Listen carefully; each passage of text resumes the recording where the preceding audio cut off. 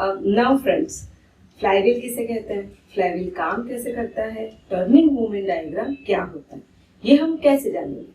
उसको जानने के लिए हमें सबसे पहले समझना पड़ेगा टर्निंग मोमेंट डायग्राम। मैं हूं निधि त्रिवेदी और हम पढ़ रहे हैं डायनेमिक्स ऑफ मशीनरी, और उसमें भी सबसे पहला टॉपिक अगर हम कवर करते हैं तो उसे कहा जाता है turning moment diagram and flywheel. अब फ्लाईव्हील ऑब्वियसली जैसे आमतौर से मैकेनिकल इंजीनियरिंग का ये सब्जेक्ट है, और मैकेनिकल इंजीनियरिंग में अधिकतर पता रहता है कि फ्लाईव्हील जो है वो सिर्फ अपने मास पे वर्क करता है। मतलब अगर ज्यादा एनर्जी होगी तो वो एब्सॉर्ब करेगा, और जब रिक्वायरमेंट होगी तब वो एनर्जी देगा। अब उसे समझने से पहले हमें समझना पड़ेगा टर्निंग मोमेंट डायग्राम। जैसे तुम लोगों को यहाँ पे दिख रहा है, यहाँ पर स्क्रीन पर टर्निंग मोमेंट डायग्राम हमने बताया है generally double acting steam engine का। जैसे तुम लोगों को यहाँ पे दिख रहा है डबल एक्टिंग है, मतलब 2 बार पावर जनरेट होता है। ठीक है, 2 बार पावर का जनरेशन होगा, डबल एक्टिंग है। तुम लोग देखो कर्व्स कैसे जा रहे हैं, तो एक बार और फिर दूसरी बार। तो अगर हम कंसिडर करते हैं तो ये है A से जाता है C तक और फिर C से जाता है E तक। तो ये पूरा जो कर्व रहता है वो 2 बार साइन कर्व रिप्रेजेंट हो रहा है। अब 2 बार साइन कर्व रिप्रेजेंट होगा मतलब हमें समझ में आ ही जाता है कि ये जो रिप्रेजेंट कर रहा है वो है डबल एक्टिंग। अब कैसे समझ आएगा, सबसे पहले हमें समझना होगा व्हाट इज टर्निंग मोमेंट। ये जो डायग्राम है ना, इसी डायग्राम को कहते हैं टर्निंग मोमेंट डायग्राम। अब क्या है टर्निंग मोमेंट, अधिकतर इंजीनियरिंग में पता रहता है टर्निंग मोमेंट मतलब torque. I repeat, turning moment का मतलब होता है टॉर्क, और टॉर्क वर्सेस अगर क्रैंक एंगल रिप्रेजेंट किया जाए तो उसे कहा जाता है टर्निंग मोमेंट डायग्राम। तो बच्चों मुझे लगता है तुम्हें समझ में आ गया होगा turning moment diagram it means ये रिप्रेजेंटेशन है टॉर्क वर्सेस एंगल का। अगर हम यूनिट देखें तो टॉर्क का यूनिट क्या होगा, न्यूटन इंटू मीटर। अगर हम एंगल देखें तो एंगल 2 तरह से मेजर होता है। ठीक है, एक तो जनरली जैसे हम लोग डिग्रीज में मेजर करते हैं, और दूसरा जो है वो है पाई के फॉर्म में। मतलब अगर एक रोटेशन है तो एंगल कितना होगा 2 पाई, 2 रोटेशंस है तो एंगल कितना रहेगा 4 पाई। तो अगर हम स्टीम इंजन देखते हैं तो तुम लोग यहाँ पे देखो एक स्ट्रेट लाइन तुम्हें दिख रही है कैपिटल ए से कैपिटल एफ तक। ये जो कैपिटल ए से कैपिटल एफ तक की जो लाइन है इसे कहा जाता है यहाँ पर turning mean resisting torque line, turning moment की मीन रेजिस्टेंस टॉर्क लाइन। अब ये मीन रेजिस्टेंस टॉर्क लाइन है क्या, जनरली ये रिप्रेजेंट करती है कि कितना हमारे पास आउटपुट पावर है, हमने कितना पावर जनरेट किया है। ये जो मीन रेजिस्टेंस टॉर्क लाइन है उसके अंडर जो भी टॉर्क है वो सारा होता है work done on the system. मतलब हमें हर एक सिस्टम पे काम करना पड़ेगा, सिस्टम के ऊपर काम करना पड़ेगा। Turning moment mean resistance line जो है, मीन रेजिस्टिंग टॉर्क लाइन, ये जो लाइन है इस लाइन के ऊपर का जितना भी वर्क डन है वो होता है work done by the system. मतलब हमें हमारी सिस्टम से वर्क डन मिलता है। ओके, तो आई थिंक तुम लोगों को यहाँ पर डबल एक्टिंग स्टीम इंजन का डायग्राम समझ आ गया होगा। चलो अब हम नेक्स्ट देखते हैं। अब ये जो नेक्स्ट डायग्राम है वो रिप्रेजेंट करता है again turning moment. Turning moment diagram मतलब याद हो गया है टॉर्क वर्सेस एंगल थीटा। अब ये जो डायग्राम है हमने बनाया है वो है 4 स्ट्रोक आईसी इंजन।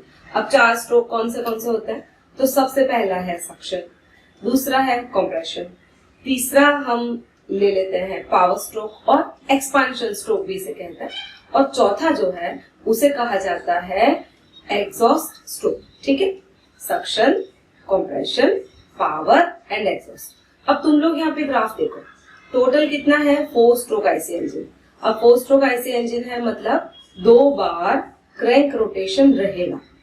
2 बार का अगर क्रैंक रोटेशन है तो उसे कंसिडर किया जाता है एज 4 पाई। सिंगल रोटेशन को लिया जाता है 2 पाई। 2 टाइम्स रोटेशन है तो उसे लिया जाता है 4 पाई। ओके, अब हम अगर यहाँ पर देखें तो सबसे पहला स्ट्रोक वो क्या है, सक्शन स्ट्रोक। सक्शन स्ट्रोक को किस तरह से लिया जाएगा, तो सक्शन स्ट्रोक अगर हम देखते हैं तो उसमें क्या होता है, सिलेंडर के अंदर जो भी प्रेशर है वो कंपैरेटिवली होता है कम। मतलब हमें उस पे कुछ, अगर हमें फ्लूइड उसमें इंसर्ट करना है तो कुछ ज्यादा ही काम करना पड़ेगा, कुछ ज्यादा काम करना पड़ेगा। मतलब क्या होगा, we have to do work done on the system. इसलिए उसका जो डायग्राम है वो क्या हो जाएगा, नेगेटिव स्लोप। जैसे तुम लोगों को यहाँ पे दिख रहा है 0 से पाई का रहेगा नेगेटिव स्लोप। नेक्स्ट जो आता है वो है कंप्रेशन। कंप्रेशन में हम क्या करते हैं, जो भी फ्यूल है उसे हम कंप्रेस करते हैं। ठीक है, अगर हम कंप्रेस करेंगे तो कंप्रेशन के फॉर्म में क्या होगा बताइए। कंप्रेशन के फॉर्म में हम फ्यूल को कंप्रेस करते हैं। सपोज हम आईसी इंजन ले रहे हैं, ठीक है, internal combustion engine, petrol engine की बात करते हैं, तो हमने फ्यूल को कर दिया कंप्रेस। कंप्रेस करने की वजह से फ्यूल के जो मॉलिक्यूल्स हैं वो एक दूसरे के पास आते हैं। अब ये ऑटोमेटिकली तो कंप्रेस हो नहीं जाएंगे, it means we have to do work on the system. मतलब हमें सिस्टम पे उसे कंप्रेस करने के लिए काम करना पड़ेगा। मतलब हम करते हैं उस पे काम, इसलिए उसका भी स्लोप क्या होगा, negative, work done on the system. अब उसके बाद क्या होगा, उसके बाद होगा ये कि पावर जनरेट हो रहा है।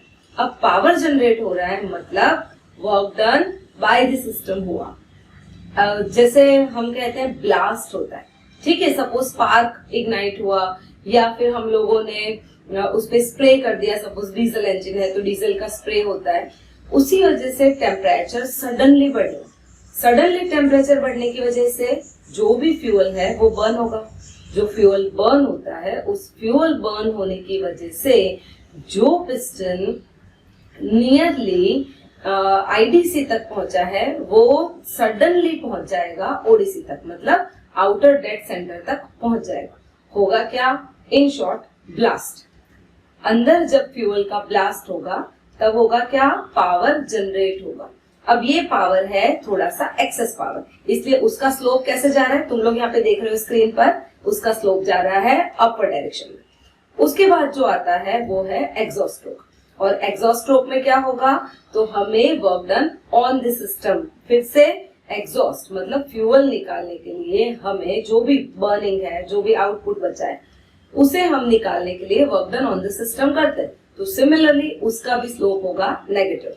ठीक है, मतलब सिर्फ एक पावर स्ट्रोक में हमें पॉजिटिव स्लोप मिलता है, रिमेनिंग सब में हमें स्लोप कौन सा मिलेगा, नेगेटिव, क्योंकि ऑल 3 स्ट्रोक में हमें काम करना पड़ेगा और सिर्फ एक स्ट्रोक में हमारे पास पावर जनरेट होता है।